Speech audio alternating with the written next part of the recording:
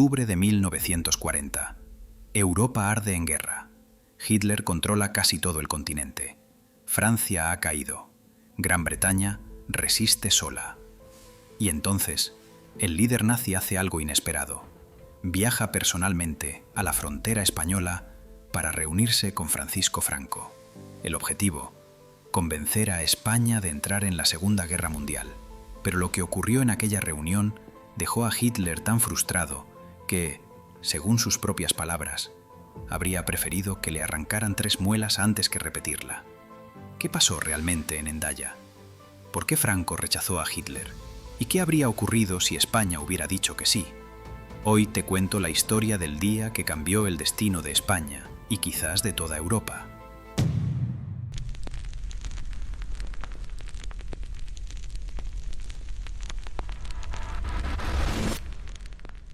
Para entender lo que ocurrió en Hendaya, primero hay que entender en qué situación se encontraba España en 1940. Apenas un año antes había terminado la Guerra Civil. 3 años de conflicto brutal que dejaron el país completamente destrozado. Ciudades estaban en ruinas, la infraestructura había colapsado, puentes volados, vías de tren inutilizables, fábricas destruidas. Pero lo peor era el hambre. España vivía una crisis alimentaria devastadora. No había suficiente comida para la población. Los años 40 serían conocidos después como los años del hambre. La economía estaba hundida. No había industria moderna. No había combustible. No había prácticamente nada. Y había millones de desplazados, familias rotas, prisioneros, exiliados, un país fracturado hasta los cimientos. Franco lo sabía perfectamente. España estaba demasiado agotada, incluso para sobrevivir con normalidad. Cuanto más para embarcarse en otra guerra. Entrar en un conflicto mundial en esas condiciones podía ser directamente suicida. Mientras tanto, al otro lado de los Pirineos, la situación era muy diferente. En 1940, Alemania dominaba Europa occidental. Polonia había caído. Dinamarca, Noruega, Países Bajos, Bélgica, Luxemburgo. Y finalmente Francia, la gran potencia continental, había sido derrotada en apenas 6 semanas. Solo quedaba un enemigo: Gran Bretaña. Hitler necesitaba derrotar a los británicos para consolidar su dominio sobre Europa. Y para eso había un punto estratégico absolutamente crucial: Gibraltar. Ese pequeño peñón en el sur de España controlaba la entrada al mar Mediterráneo. Quien controlara Gibraltar controlaba el acceso de los barcos británicos a Malta, a Egipto, a todo el norte de África.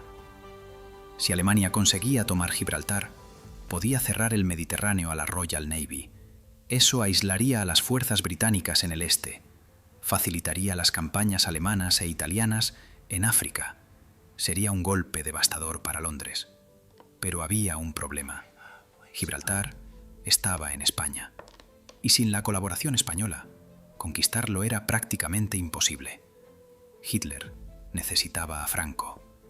Por eso, el 23 de octubre de 1940, ocurrió algo extraordinario. Adolf Hitler, el hombre más poderoso de Europa, viajó personalmente hasta la pequeña ciudad fronteriza de Hendaya para reunirse con Francisco Franco. Imagina la escena: 2 trenes blindados detenidos frente a frente en la estación, banderas con esvásticas junto a banderas españolas, guardias de las SS mezclados con soldados españoles. Dentro de uno de los vagones, Hitler, el conquistador de Europa, el hombre que había humillado a Francia y tenía a Gran Bretaña contra las cuerdas. En el otro, Franco, el general que acababa de ganar una guerra civil con ayuda alemana e italiana. Un aliado ideológico, en teoría. La reunión duró 9 horas y fue un desastre. Hitler llegó a Hendaya con una oferta clara. Alemania estaba dispuesta a entregar a España territorios coloniales en África después de la guerra. Marruecos, quizás parte de Argelia, el imperio africano que España siempre había soñado. También ofrecía apoyo económico, suministros, armamento. A cambio, España debía hacer 3 cosas. Primera, entrar oficialmente en la guerra del lado del eje, junto a Alemania e Italia. Segunda, permitir el paso de tropas alemanas por territorio español. Tercera, participar en el ataque a Gibraltar. Para Hitler parecía un trato razonable. España conseguía un imperio colonial, Alemania conseguía el Mediterráneo. Todos ganaban. Pero Franco no lo veía así. Franco no rechazó la propuesta directamente. Era demasiado astuto para eso. En lugar de decir que no, empezó a pedir cosas. Muchas cosas. Tantas que la reunión se convirtió en una pesadilla para los alemanes. Franco quería el Marruecos francés completo. También parte de Argelia, territorios que Alemania había prometido mantener bajo control de la Francia de Vichy. Pero eso no era todo. España necesitaba enormes cantidades de trigo, combustible, armamento moderno, tanques, aviones, artillería y garantías. Franco quería garantías escritas de que todos estos territorios serían entregados después de la guerra, independientemente del resultado. Básicamente, estaba pidiendo más de lo que Alemania podía ofrecer. Y probablemente lo sabía. Cada vez que Hitler creía haber llegado a un acuerdo, Franco añadía una nueva condición. La reunión se alargaba, las horas pasaban, y no se avanzaba nada. Fue una estrategia de desgaste diplomático perfectamente ejecutada. Hitler salió de aquella reunión absolutamente furioso. Según testimonios de personas cercanas, el líder nazi comentó después que prefería que le arrancaran 3 o 4 muelas antes que volver a pasar por algo así. ¿Por qué tanta frustración? Porque Franco había sido imposible de manejar. No se comprometía con nada. Retrasaba cualquier decisión. Cada respuesta iba seguida de una nueva petición. Hitler estaba acostumbrado a intimidar a los líderes europeos, a imponer su voluntad, a conseguir lo que quería. Pero Franco no se dejó intimidar. Simplemente siguió pidiendo más, sabiendo que Alemania no podía dárselo. Algunos historiadores creen que Franco nunca tuvo intención real de entrar en la guerra, que toda la reunión fue una actuación para ganar tiempo sin enemistarse con Hitler. Otros creen que Franco habría aceptado si las condiciones hubieran sido suficientemente buenas, pero que sabía que Alemania no podía cumplir lo que pedía. En cualquier caso, el resultado fue el mismo. España no entró en la guerra. Más allá de la habilidad diplomática de Franco, había una realidad brutal que hacía imposible la entrada de España en la guerra. España simplemente no podía luchar. No tenía combustible suficiente. Los pocos vehículos militares que quedaban operativos apenas tenían gasolina para moverse.